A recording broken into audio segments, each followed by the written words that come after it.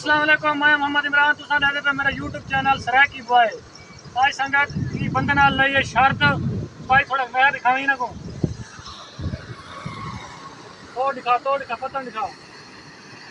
ये भी बात पता ने अच्छा ई नहर दी लई शर्त भी ये बंदा ई नहर दे विच धासे तो 1000 रुपया इनाम है क्योंकि आखिर पहली दफा बोली बंदा ये खड़े डरदा ये कोई धवान है पर धासी हाँ दादा मैं ये धान निकल आए तो 1000 रुपया देता नाम हाँ अच्छा अगर वापस ना निकल सके डूब गए हाँ तो कोई 1000 रुपया कर लेगा अच्छा हमारे खाने हाँ मारे हाँ हाँ हाँ खा तू भी दिखाओ जला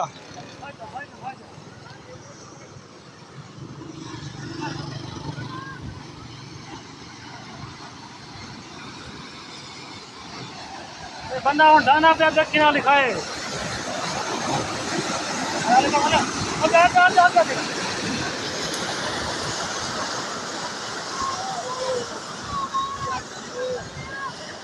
देख नहीं ये सारी और बंदा पे धांगा अगर ये धाग के वापस निकल आता है 1000 रुपये हाकदार है हाँ के ना बरदा वो तो पिछू आवे यार वो खतरे है बंदा नवा है ना घाटा वाला थी सकते पर थोड़ी रियायत देने पे को क्यों ना जानकारी ये मेरा भागा हाथ से